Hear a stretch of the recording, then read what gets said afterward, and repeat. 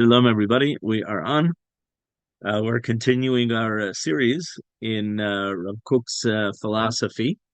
And today we're talking about Rav Kook is very brave, and there's no question that he doesn't deal with heads on, very often in a controversial way. Things that are seen in traditional rabbinical circles as sort of controversial. And today we're going to see an example under the heading, Did the rabbis add too many mitzvot? And Rav Kook obviously is going to say we need the rabbinical mitzvot. And the topic is about appreciating the minutia and ideals of rabbinical mitzvot. Nevertheless, we'll start out with posing the question that I think every observant Jew has asked themselves. Um, does God really care how I brush my teeth on Shabbat? Or there are a lot of, if you take a Torah observant Jew's day, from the morning, first thing that we do, we say Modeh ani lefanecha. That's a mitzvah midrabanan. It's a rabbinical. It's not in the 630 mitzvot. Then we do netilat yadayim. We wash our hands, which is rabbinical. And then we say blessings, which are rabbinical. Then we say Kriyat Shema, which is from the Torah. But then we say Tefillah. Most of the davening is rabbinical. Then when we get dressed, many of the laws of how to dress, how to eat, kashrut, many, maybe even most of the mitzvot in our day-to-day life are rabbinical. And the question is, and a lot of people ask, and I think every thinking Jew has asked himself, why did the rabbis have to add so many rabbinical mitzvot, so many decrees? Now, the backdrop, the historical backdrop, I think I mentioned in the first class here in the series that I have the privilege of being the director of Rav Kook's archives. And one of the things that I do is, as the editor of the Rav Kook books, I put in the historical footnotes. And here it's important to know who Rav Kook is corresponding with. There was a great historian, previous generation from Rav Kook, a little older, named Tzvi Gretz, in English, Heinrich Gretz. And he wrote the history of the Jews. And his take on Jewish history was that the Torah is great. And then the prophets are even greater. That is the slow but gradual maturing of Judaism. But then, in the eyes of Gretz, came the rabbis, the Anshe Knesset Agdola, in the time of the Second Temple, and they added a lot of mitzvot, which Gretz sees as heavy baggage, and that brought Judaism down. And anybody who knows Israelis, David Ben Gurion was a Chassid. He was a follower of Gretz, and a lot of secular Israelis will believe in the Torah of Sinai, and they will practice rabbinical mitzvot like lighting Shabbos candles. But nevertheless, they complain about how the rabbis, as if it were, took over Judaism and made it that much heavier. So that is the historical background with which Rav Kook is corresponding. Now he starts, let's go into before we go into share screen, we'll just talk about a minute of the heading. This is a very famous paragraph in the writings of Rav Kook. As a matter of fact, in one of the midrashot where I teach, every year I have a competition with the head of the midrashah who grabs this topic first. He likes to teach it, and I like to teach it, and like a shortstop in baseball, whoever grabs it first, he gets it. And the heading is called Chacham Adif Min Navi. Actually, I should ask pedagogically, I'll ask a question. Who do you think is greater? A wise person or a prophet? The rabbis or the prophets? And I think everybody would answer the prophets. As the Rambam, Maimonides writes, the prophets are also wise, but they're also tzaddikim, righteous. So a Navi is like a rabbi plus. And that is why it's surprising that the Gemara in Baba Batra on the Daf Yud Bet Amud Aleph tells us Chacham Adif min Navi, that the wise are greater than the prophets. And it's a sort of a difficult idea. And Rav Kook is going to explain in terms of what are the rabbis or the wise people greater than the prophets. Okay, so this is from the book of Orot. And start out. Binohag ba'olam, the way of the world is Hamishorurim v'militzim mita'arim yafet hadrat ha'chaim bichlal.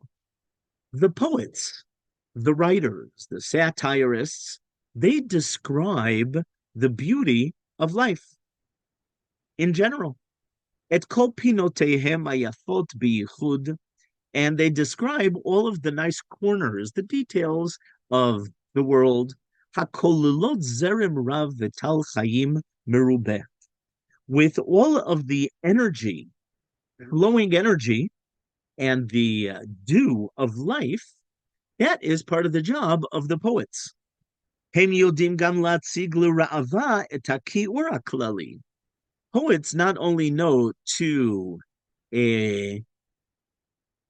deepen the emotion of beauty, they also know to deepen the emotion of ugliness in a society. That is not just the job of poets. This is the job of satirists, cartoonists, right? You could have a editorial against the president or prime minister, saying that he's not helping the poor enough.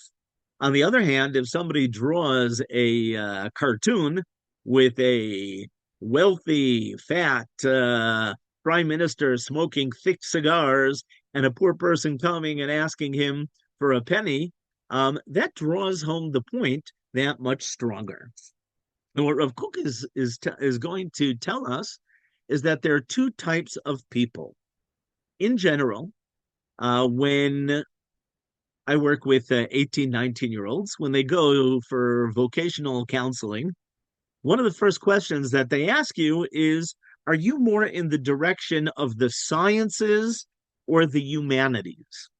These are two types of people. The humanities, those are like the poets. Those are the writers. Those are the cartoonists, the satirists. And on the other hand, there are the scientists who think more in terms of mathematics, the sciences, engineering, biology, etc., etc. Well, so first Rav Kook talks about the poets. But to get deep into the topic of the details, how to improve life, and how to build a strong base on which we can build a good culture, a good society. Remember, Rav Kook is writing this at the beginning of Zionism, when we were beginning, especially out after the Balfour Declaration, to speak about building the third commonwealth, the third time that we are going to build a Jewish state. And the first time we didn't do it properly, so we were expelled. The second time also, the second Beit HaMikdash was destroyed. And now we are back for the third time. And that's part of the advantage of being an eternal people, that you get a third time. But we want to make sure that we do it right this time. So that is the background of what Rav Kook is addressing here. But getting back to the poets, he says poets, they do not analyze what causes problems, but they describe the present. The poets, they don't go into the details of how to prevent problems in an economy, for example, or in society. Gam ktana shebaktanot. They don't get into the small details because sofa la'alot sirton gadol v'la'aros harbe ma'od. We know that most problems in the world don't begin as big problems. But Rav Kook likens it to a glacier or to an iceberg, that it starts out with a little icicle of water which froze, and then it becomes thicker and thicker and thicker and thicker until a thick iceberg can sink the Titanic, a huge submarine. Similarly, bad people do not start off as bank robbers or mass murderers, but they do something small wrong and they get away with it, and they slip down the slippery slope and they just get worse. And the same thing with the culture in the macro. דבר זה אין לו עסק עם כוח המדמה החם והעז. But the idea of the small details of what caused the problem and how to solve the problem, that has nothing, that's not the job of poets. כי אם עם החוכמה המדויקת. This is where the engineers come in, the people of the sciences, not the humanities. That's why we also need doctors, chaschanim, economists, modedim, architects, shoftim, judges, v'chol hachachamim hama'asiyim. Rav Kook is telling us that society, and also, by the way, marriage, very often you will see in a marriage that one is more practical and the other is more of a dreamer. One is more of an analyst in the direction of the sciences, and the other is more of an idealist. And it's really good to have both in a family, where on the one hand, you need somebody to set the goals and bring the ideals into the home. On the other hand, you also need somebody to put food on the table and to get the kids out with their lunches in the morning. And both types, if God created both the humanities and the sciences, apparently both are important. So what Rav Kook is saying till now is, again, we have the poets who don't analyze, they describe, as opposed to the scientists who analyze. The poets deal with the present, and the analysts, the scientists, the economists, they deal with the past and the future. The poets are more emotional, but they're not pragmatic. On the other hand, the scientists, they are more rational, they are pragmatic. And so these are the two types of people. Paragraph bet. Rav Kook says, Limala mizeh. Now we are getting into the main idea. Limala mizeh literally means above this. And here, Rav Kook, as he often does, as good writers, they have double meaning. And Rav Kook is talking about on a higher level. And also, historically, if we go back historically, הנבואה ראתה את זרם הכלכלה הגדולה של עבודה זרה. Rav Kook is likening the prophets, that's Isaiah, Jeremiah, etc., to high-level poets who ranted and raved about the problem of paganism in Israel. And they protested very strongly. Again, that's the job of the prophets. And also the prophets describe the sweetness of monotheism, describing her in all of her beauty and light. But also the prophets spoke about the ugliness in the world. The problems of moral decadence. Ritzutz dalim, exploiting the lower class. Oshek evyonim, retzach v'niuf, murder, adultery, chamas, v'shod, robbery. Vatimale ruach Elohim lo shia v'ligdor birom siach kodesh. This was the job of the prophets. I'll mention parenthetically that Rav Kook writes in a different book, Eder Hayakar, that it's not a coincidence that when the drive for paganism left the world, so did prophecy. Because the idea of prophecy is to offset. We always need free will. And if there's prophecy in the world where you could go to a prophet and ask him, who should I marry?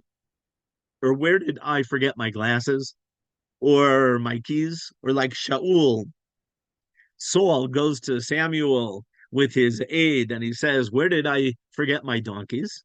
Right? In a world that you can, as if it were, see divine providence, that every year in the Beit HaMikdash on Yom Kippur, the red string would turn white, right? There's no question in those days, is there a God? The question is, who is God? And that was the free will in the time of paganism. That paganism comes with this idea of very luring and beautiful idols and beautiful temples. And Chazal tell us, our sages teach us in Masechet Sanhedrin, Lo avdu Yisrael avodah zara, ela latir la'atzmam et ha'arayot. Our forefathers, they were not stupid. They did not believe that this gold or silver is God, but they wanted to have a good time. So they went into the temples where there was a lot of wine and drunkenness and orgies and meat and feasts. And it was a very emotional experience. And so, in order to combat that, we needed prophecy. On the other hand, if I were to ask you, did the prophets succeed when they ranted and raved to uproot paganism? The answer is no, they did not succeed. Paragraph 3. Hase'arot hadakot, and here Rav Kook is getting into the answer. The thin hairs, shemehen mitztarfot avot ha'agala shel chatat. The thin hairs, when woven together, make up the thick ropes of sin. Rav Kook is referring here to the Gemara in Masechet Sukkah, Daf Nun Bet, which talks about how sin does not start out like a thick rope. It starts out like a spider's web, and you could just break it and cut it very easily. But if you repeat the same action many, many times, if somebody speaks Lashon Hara, gossips over and over, it becomes habitual, that those thin ropes those thin strings turn into very thick ropes. And this is what is referred to when Rav Kook talks about the sa'arot. Sa'arot, many of you probably know that according to Kabbalah, there is each part of the body symbolizes a certain aspect of the metaphysical spiritual world on which God created the world.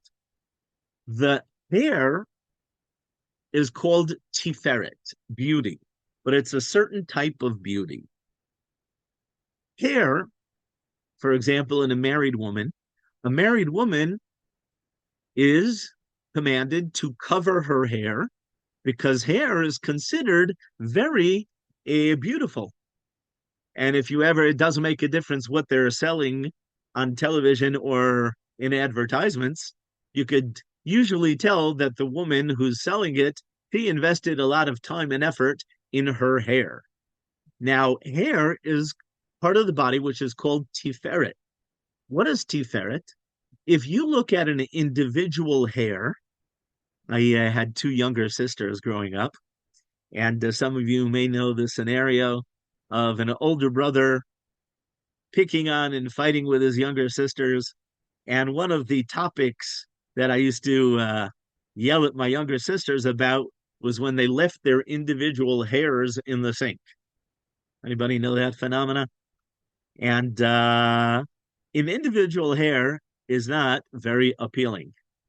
But if you take the whole picture, a lot of hair, and you shampoo it, and you use conditioner, and you brush it, and you style it, those individual hairs take on a very beautiful aspect. And this is the difference between an individual blade of grass, which is not that impressive, and a beautiful lawn with many blades of grass, which is. And the individual tree might not be that impressive, but a forest is very inspiring. And that is why Rav Kook, if some of you can already tell where he's going, regarding why the rabbis, why the Chachamim succeeded in uprooting Avodah Zarah, where the prophets, the Nevi'im, Yeshayahu, Yirmiyahu, with all due respect to them, they did not succeed. Rav Kook says, "Aste'arot hadakot," the thin hairs, which, again, a person is not born a bank robber or a mass murderer. But if he does a bad action and another bad action and or conversely, if you do a good action and another small good action and another small good action, that's what makes a righteous person. Gidei hachayim hadakim, the small veins. Gid could also be sinews, which hold the bones together, or it could be the thin veins. Shemehem yisargu mizrakei adam agdolim. What brings blood to our extremities, all the way down to the feet, all the way down to our fingertips? It is the small veins. Elehem mistarim hatzfunim me'en kol navi v'chozeh. The prophets and the poets do not deal with small details. They deal with the general big idea. And here Rav Kook is touching on the point that he wants to get to. Maybe I'll mention my grandmother, Zichrona Livracha. I'm sure a lot of people here had grandparents who liked giving advice. So my grandmother was one of them. And when I was going out with my wife, she lived in Brooklyn and I lived in Riverdale. So when we went out and it was late, so I would sleep by my grandparents in Brooklyn. In my day, everybody had grandparents in Brooklyn before they moved down to Florida. And when I started coming over more often, my grandmother asked me, "Oh, sounds looks serious that you're going out more and more with this girl. Tell me about her." So I said, "Well, she's very nice and she's sweet and she's smart and she's attractive and et cetera, et cetera, et cetera." And my grandmother stops me and says, "Can I give you a tip of wisdom?" I said, "Sure." She says, "Don't make the mistake. Everybody goes for the smartest spouse or the most beautiful or handsome or the most athletic or the most musical or whatever. Don't make that mistake. What you need to look for in a spouse," says my grandmother, "is somebody who is going to get you a cup of tea at 2 in the morning when you don't feel well. Somebody who is going to get down on their hands and knees and look for the baby's pacifier at 3 in the morning. That is a good spouse." In other words, a good person is somebody who is good in their small deeds. Don't look for a Nobel Prize winner. Don't look for somebody who finished all of the Talmud. Look for somebody who is good in their small actions. For about 20 years, I headed a midrasha for higher education for women and young women, usually after Sherut Leumi. It's like 19. And we had a coffee corner where the girls would go in during breaks, make themselves a cup of coffee. And if anybody has ever noticed a public coffee corner, it's very interesting. I used to stand by the coffee corner and notice there are some people who make themselves a cup of coffee, but between the coffee dish and their cup, apparently they shake and they drop a lot of coffee and they don't clean up, right? There are people like that. There's a second group of people who, if they spill something, they will clean it up. Obviously, more responsible. There's a third group of people that when they come to the coffee corner and they see that somebody spilled and didn't clean up after themselves, they will clean it up, even though it wasn't them who spilled it. because the group wants a nice coffee corner. Those are the people, Rav Kook is saying, those are the people that you want to marry. Those are the great people who, in small actions, they bring greatness. There's a there's a famous oh, you'll remember Karl Marx. Most of us growing up remember that socialism was a big thing in the United States, right? The Beatles, remember John Lennon, he was a socialist back in the USSR. And I also read Das Kapital as a teenager, and I was very convinced. I wanted to live on a kibbutz. I wanted to be a socialist. And who was it? Winston Churchill said that a young person who doesn't want to be a socialist has no heart, but an older person who still wants to be a socialist has no brain. And eventually, everybody realized that socialism did not work, right? The Soviet Union collapsed.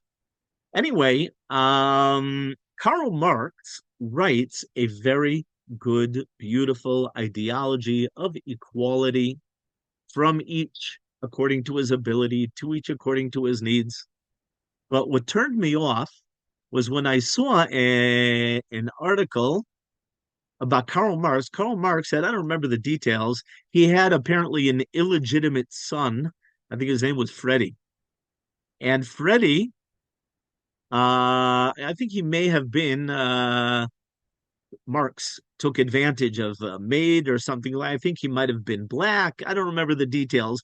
Freddie was not allowed to enter the front door of Karl Marx's home. Now, this is the father of socialism, of equality, and he has a second class child. That is against Judaism. Judaism believes that you are what you do, not what you say. A lot of people talk very idealistically, but if you don't act accordingly, you're a hypocrite.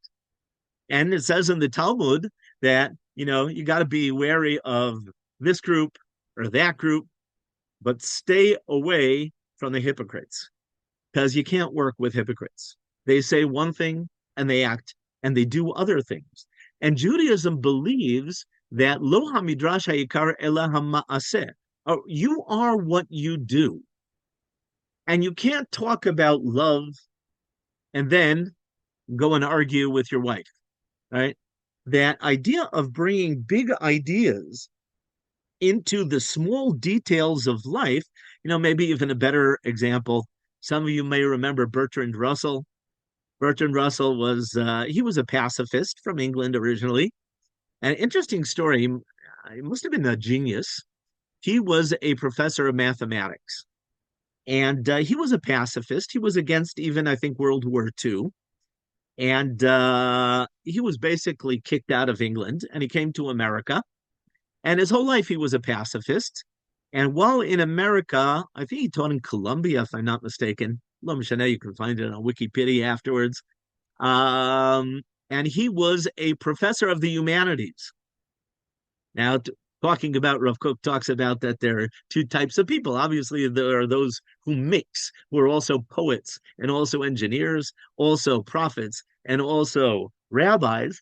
But supposedly, somewhere along the line in the 60s, Bertrand Russell, this professor of the humanities, had an affair, and it was a big scandal.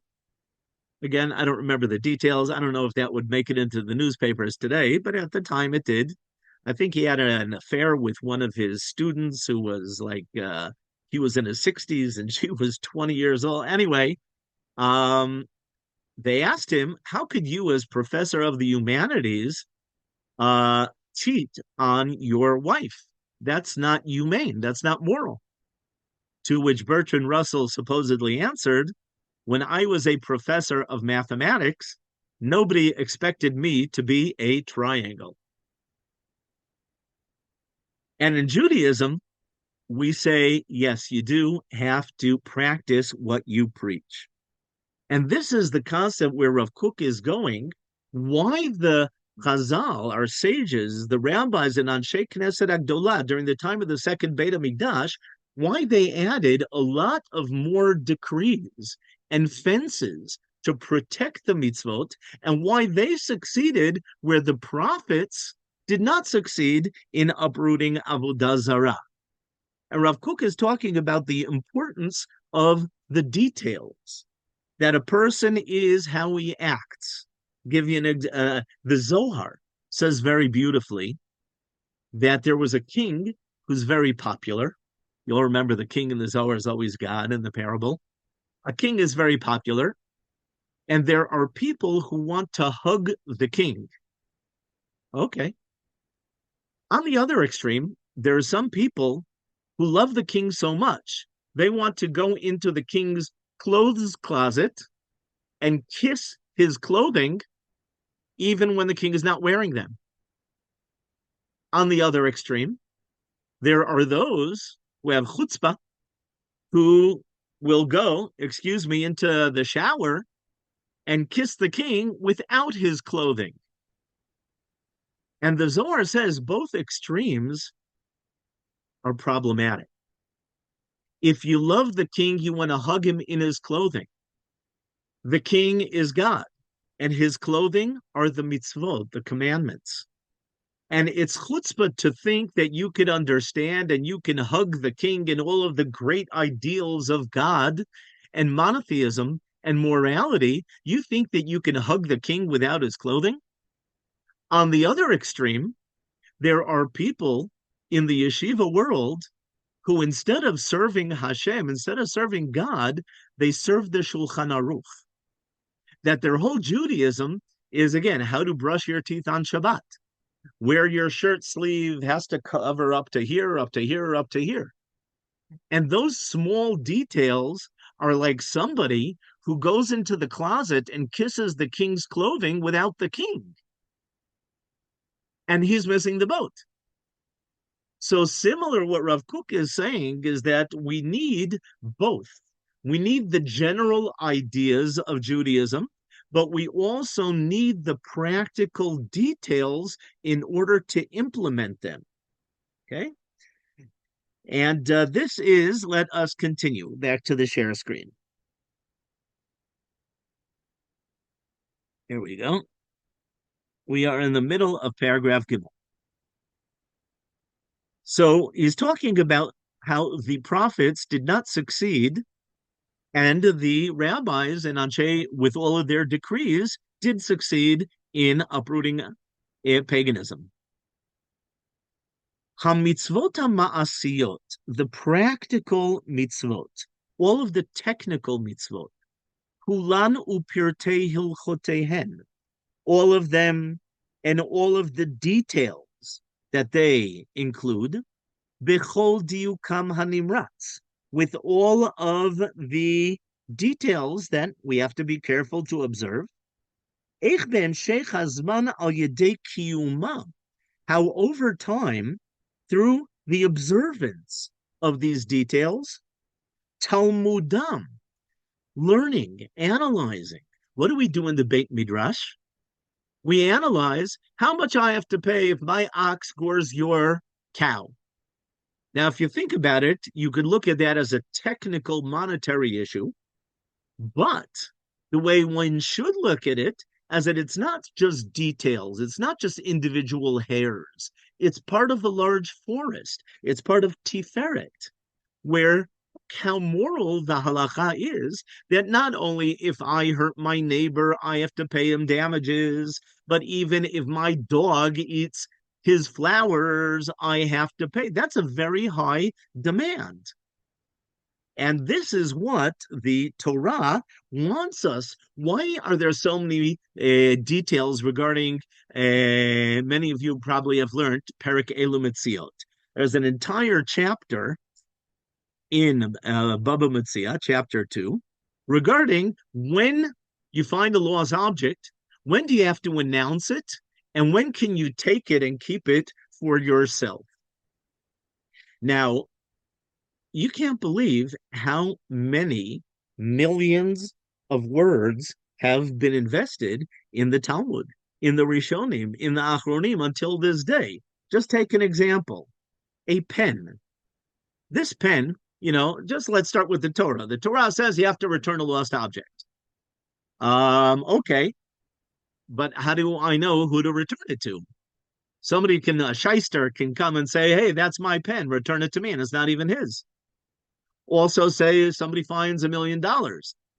And on the one hand, if somebody lost it and you can find the owner, you want to return it. On the other hand, that's a pretty significant amount that if you could take it for yourself, maybe you're allowed to take it. So say this Parker pen, I lost it. Say I found it. Is a Parker pen considered a siman, an identifiable sign? Right, that's what all the laws of returning lost objects based on. So somebody could say, well, a Parker pen in Israel, it's a Jewish country. Jews in general are cheap. Oh, not that many buy a Parker pen. Well, maybe that is an identifiable siman. So you have to announce it. You can't take it for yourself. Others would say, no, you know how many tens of thousands of Parker, that's not a siman. But the fact that it's a white pen, most people have blue pens. Or what about the color of the ink? If it's blues, that's definitely not identifiable. But if it's green or red, that is identifiable. And what about if I find a sum of money? And can a person identify the sum by the amount? Reb Moshe Feinstein, who is the Rosh Yeshiva, he was one of the greatest halachic authorities of the 20th century. In his yeshiva MTJ, one of the younger rebbeim decided he wanted to learn Masechet Brachot with the little boys and not to learn Eila Mitziot. And Reb Moshe called him in for a meeting. He said, I understand you want to learn something which is more practical, the laws of Shema, the laws of davening. But tell me, did you ask yourself why there is a custom to learn from such a young age the laws of the details of how to return a lost object? Reb Moshe explains, and he said that usually in fourth, fifth grade, you don't cover that much. But every day over an entire year, the Rebbe and the students hear time after time, that's what not yours, you do not touch.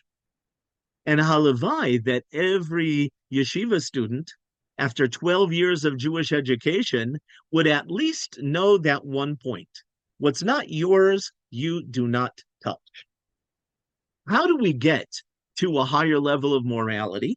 By talking about the small details, by the debating, by bringing it down to earth. Give you another example.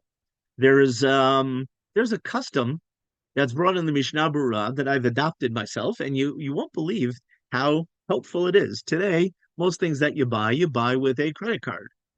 But there's a custom to give 3 coins of charity every day. 3 coins. There's symbolism. Anyway, as soon as I decided to try to do this custom, I found myself that every time I buy a falafel, I prefer paying in cash, and that way I can get change. Sometimes I'll even ask for smaller change in coins. And when I buy a can of Coke, the kavanah, I'll put in 10 shekel in order to get some more coins as change.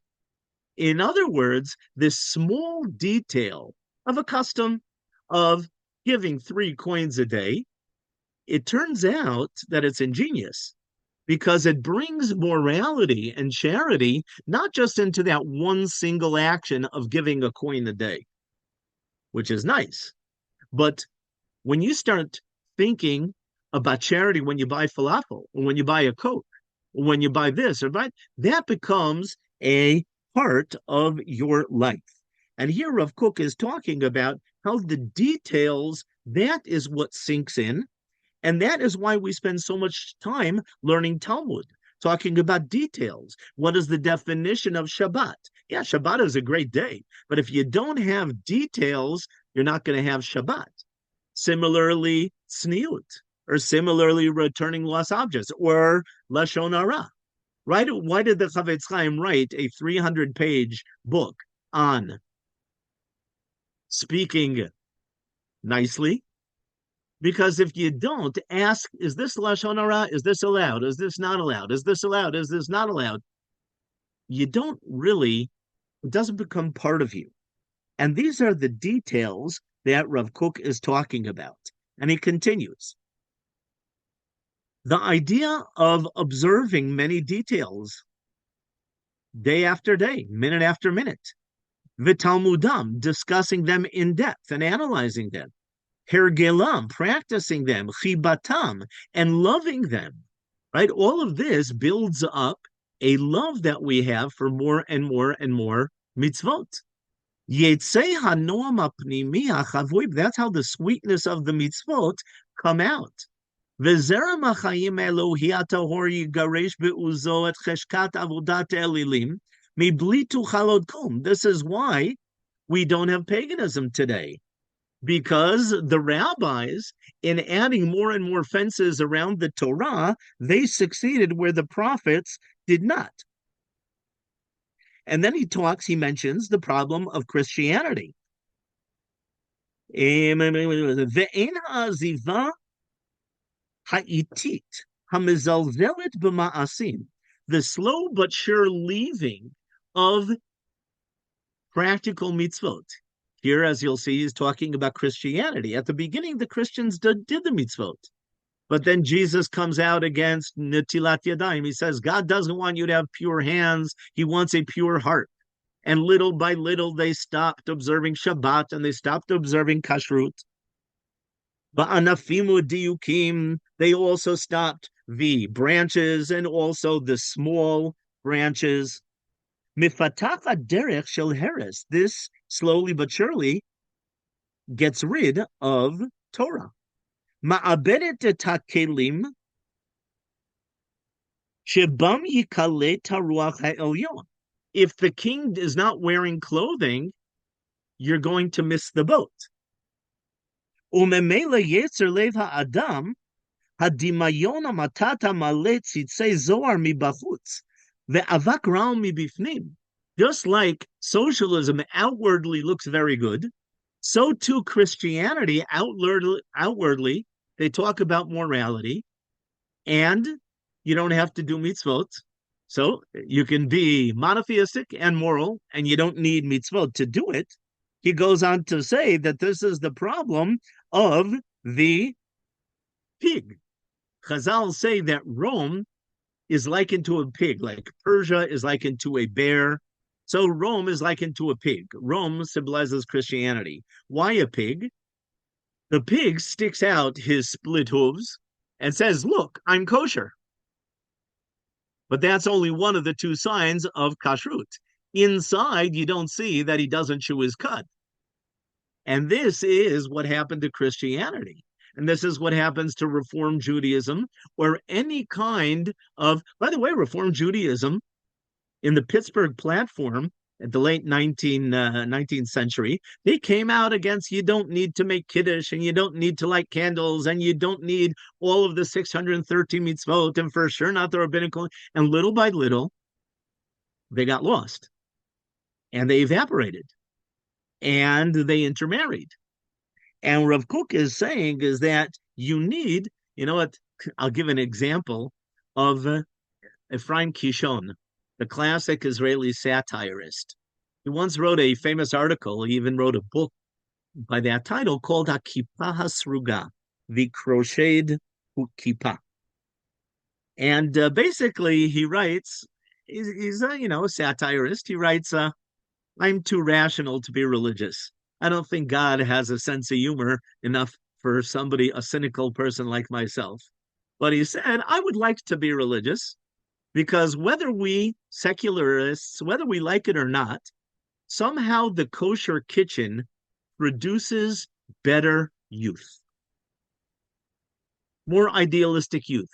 You look today at the Israeli army, and who are the ones who are volunteering, not day after day, but hundreds of days after hundreds of days. We're already up to My children, my boys, my son-in-laws, some of them have done 400 days of service, 300 days of it.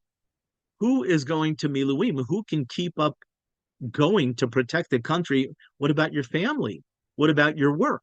What so today, as it is now, most of those who are doing Miluim are religious Zionist boys. And that is the product of the kosher kitchen. That it's another action and another action. And I'll take it a step higher because we're running out of time. The Megillat Ruth, it tells us, go back to the share screen a second.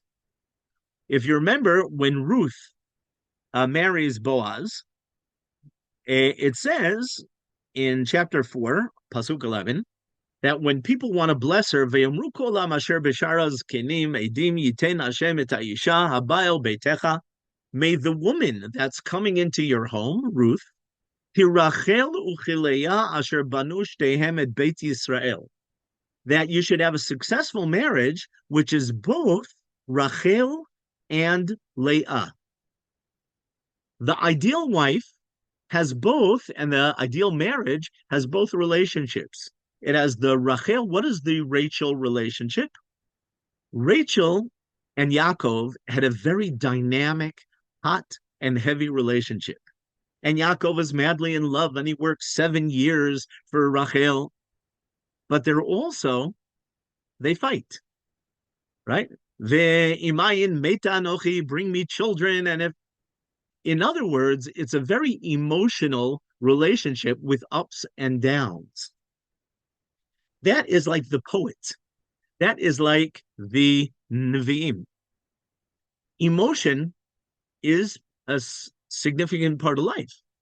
On the other hand, you can't just have a marriage if it's just based on emotion, because emotion has ups and it has downs. That's why we need the Leah relationship. I'm sure many of you have asked why, in the most romantic moment of a person's life, under the chuppah, when you're about to get married, do we read the ketuvah, which is anything but romantic? I obligate myself to give you A, B, C, and D, right? Now, why do we do that? So there are technical halachic reasons, but the idea is that we want it to be very clear that there is also not just Rachel aspect of marriage, but there is also a Leah aspect. Leah is the one who buys the mandrakes from Reuven and tells Yaakov, "You're in my tent tonight."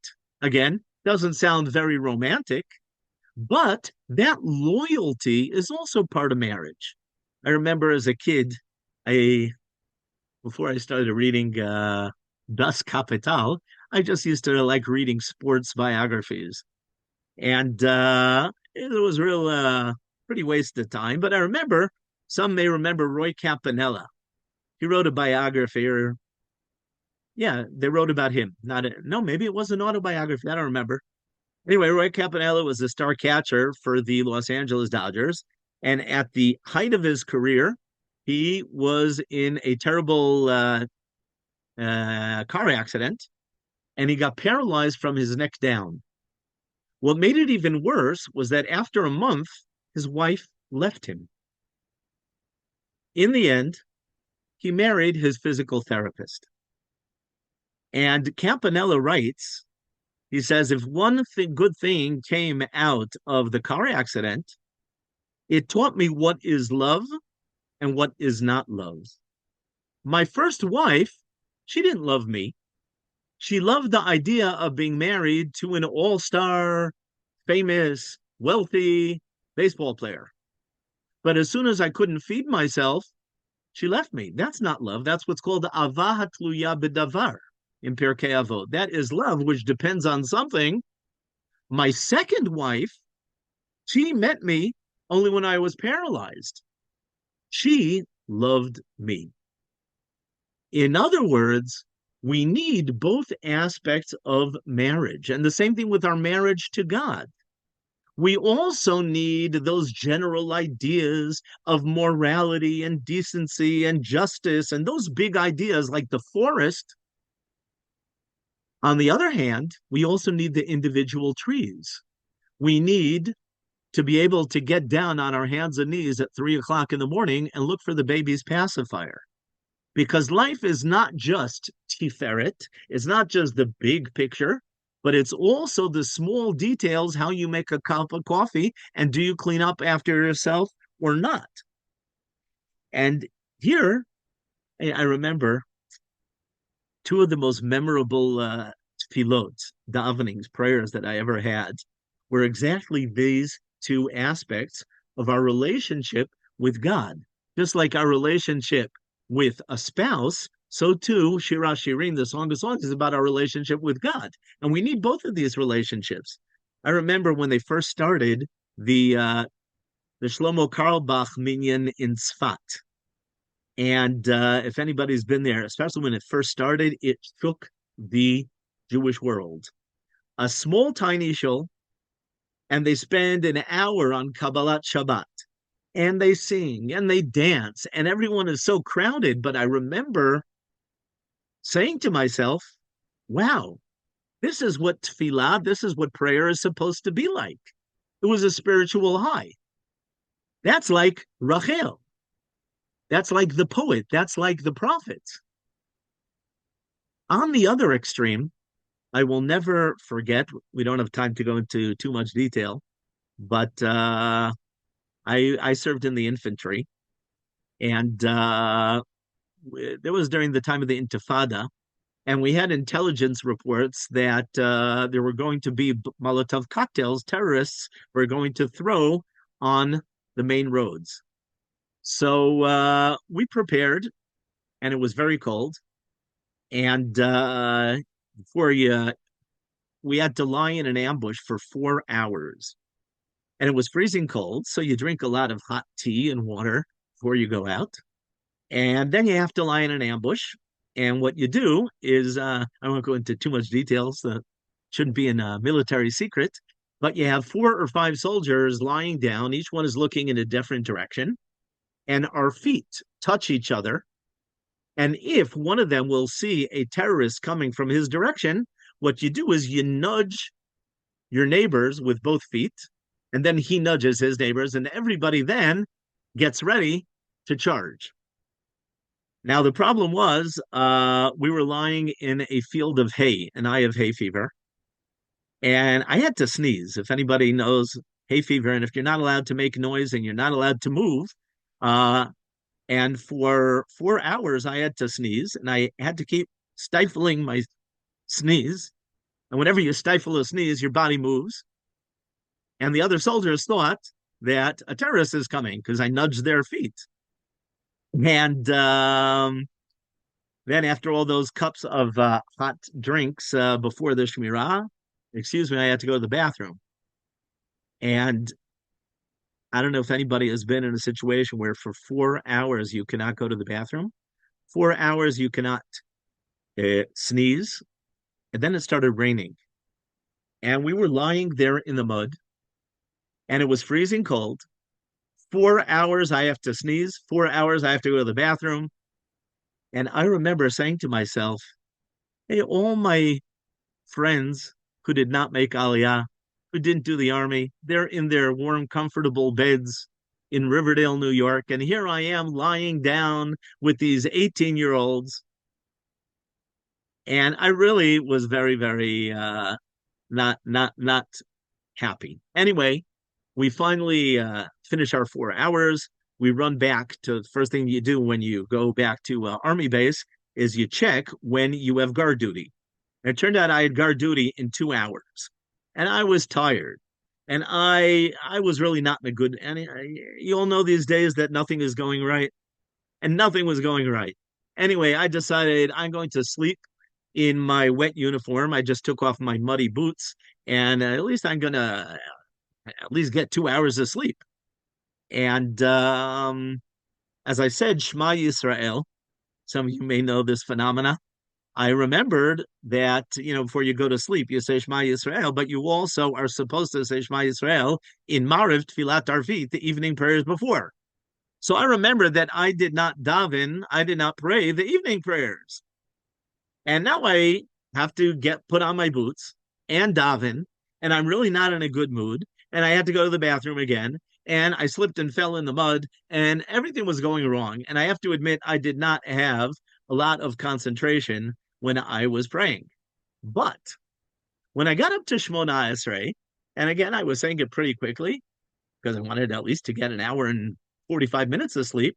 I remember when I went down and I bowed Baruch Atah, and as I lifted my head for Hashem, it hit me that I am pretty loyal. I'm a dependent Jew. I'm a dependent lover of God. How many people, and you should remember this whenever you see a soldier at a checkpoint, you know what it is. How many of you have laid in the mud for 4 hours in the freezing cold and you can't sneeze and you can't go to the bathroom? And it just hit me. I had a very good feeling that I am a loyal Jew. I'm loyal to the nation of Israel. I am loyal to the state of Israel. I'm loyal to God. And this is the le'ah relationship that we need with God. So we also need the klalim and also the pratim. We need the nice, dynamic emotions, the poetry, the prophets, the forest, those big ideas.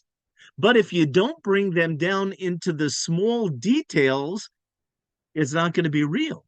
And that is why the Torah and afterwards the rabbis, when they saw that there were not enough details in the Torah, they had to add on more details in order to get to the Tiferet, more individual trees to get to the general ideas of Judaism. But we're running out of time.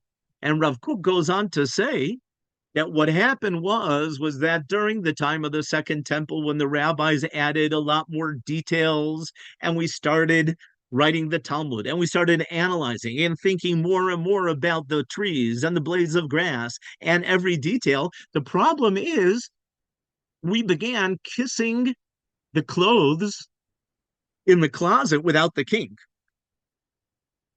And that is why there was, over the last 150 years, a boomerang.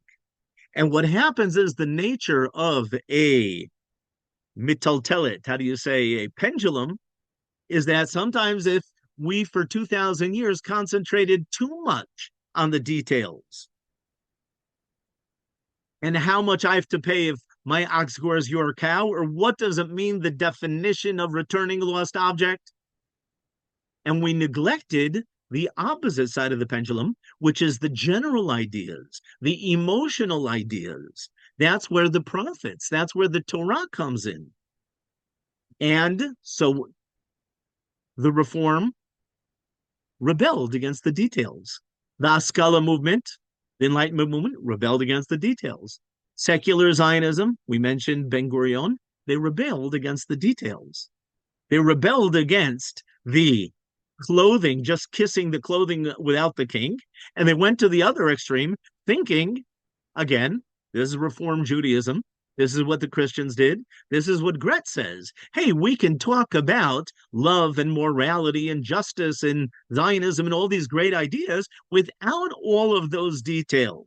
And what happened is we went to the opposite extreme.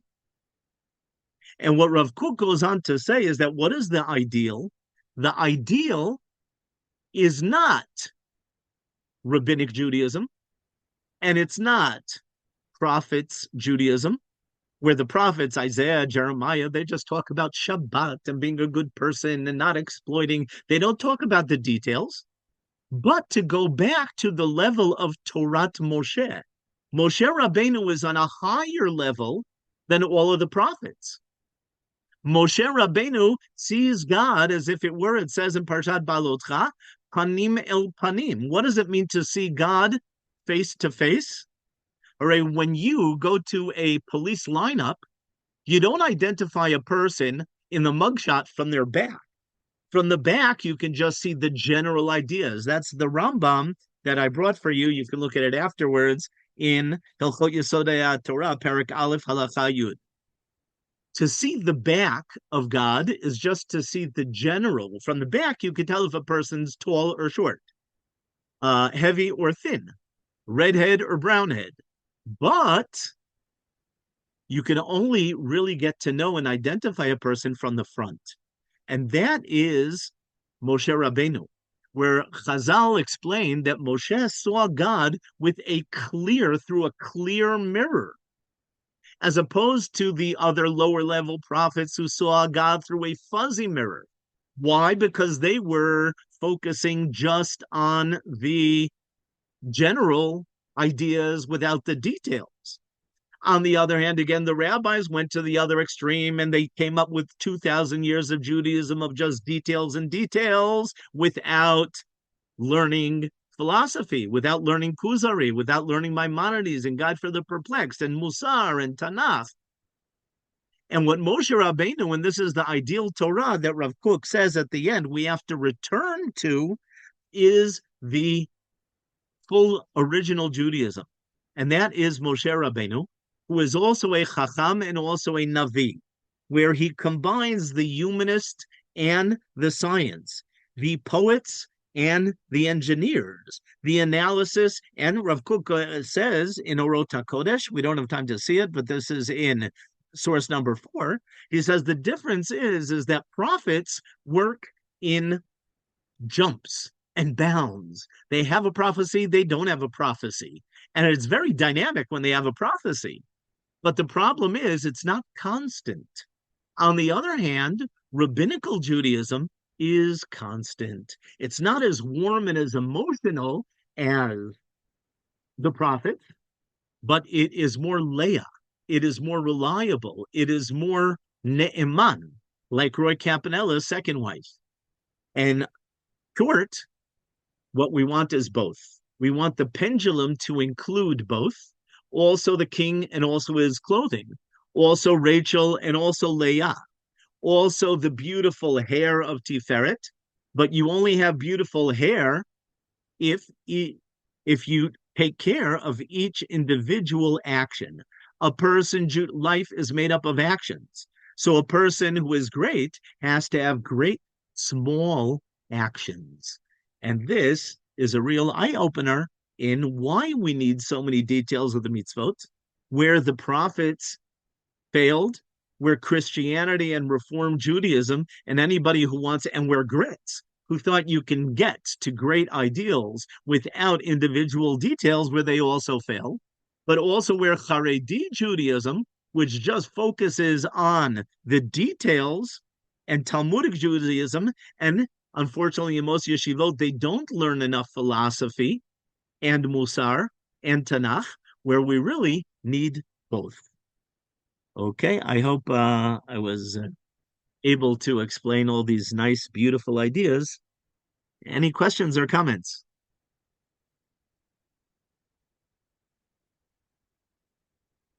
We'll look into the chats if somebody had any chat commentaries. Oh, where do I see the chats? Did anybody see any chats? Yeah, there are a few comments there. Yeah, I don't know how to get into them. Is that notes? Let me see. No. Unknown caller. How do I get into chats? I don't see chats here.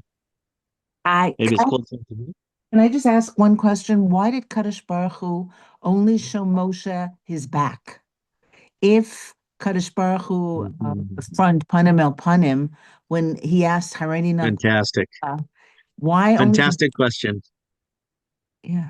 That's if we would have time, we would get into it, because on the one hand, in Parshat Balotcha, it says that Hashem does see Hashem panim el panim. On the other hand, in Parshat Kitisa, Hashem says you can only see my back. In a nutshell, the difference is that in Kitisa, he's talking about the 13 attributes of God, which are the general rules.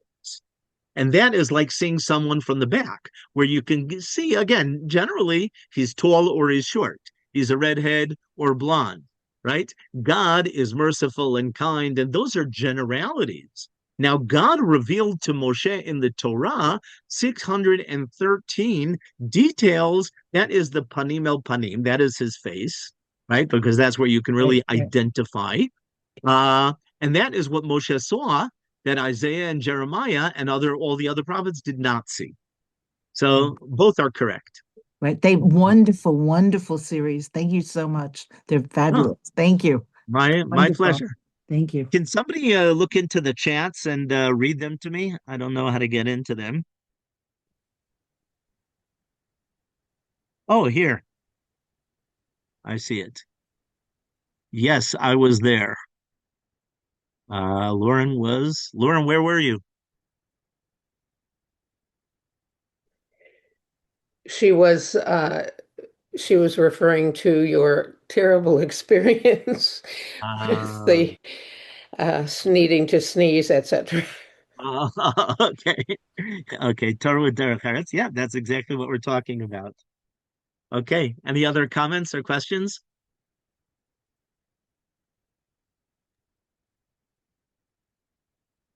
Okay.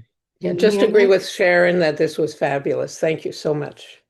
I'm so happy. It's, these are really big ideas, and it's a challenge to bring them, within a 60-minute framework to get them over in a way that that's understandable. So I'm glad that you enjoyed it.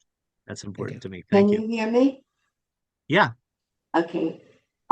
So I learned for many years at the Jewish Renaissance Center in Manhattan with Rebbetzin Leah Cohn. I don't know if you know her. No. Anyway, she was marvelous. She was into kibbutz but she was able to address everybody. There were people in the class who knew very little, and people in the class who was all women who had a tremendous background, but she was able to teach on every level. Anyway, what I'm trying to bring out is that she said that how Judaism is being taught in the schools, in the day schools, was not sufficient. And all of a sudden I realized what she was trying to do, just what you said. She said, so she started a new curriculum called Kivun that she's teaching around to teachers here and in Israel and in Canada. And the curriculum combines both the philosophy, they learn both the philosophy and the daily mitzvot. So hail to her. You can look her up, Rebbetzin Leah Cohn. She was a great leader here. She now is back in Israel, and she is a very big influence now with her new curriculum called Kivun. So fantastic, great. I'm sure Rav Kook would be very happy with that. Her husband Rav Cohn is a Dayan, and and they're being lauded in Manhattan these few months for their great influence on Jewish education and their kibbutz efforts that absolutely blossom. Okay. Very nice. Very nice. Yofi, kol hakavod. Okay. Any other questions or comments? Okay. Thank so we'll you see you very next much. week. Thank you. Ezrat Hashem. My pleasure. My pleasure. Thank you. Thank you. Shalom, shalom. Bye. Welcome. My pleasure.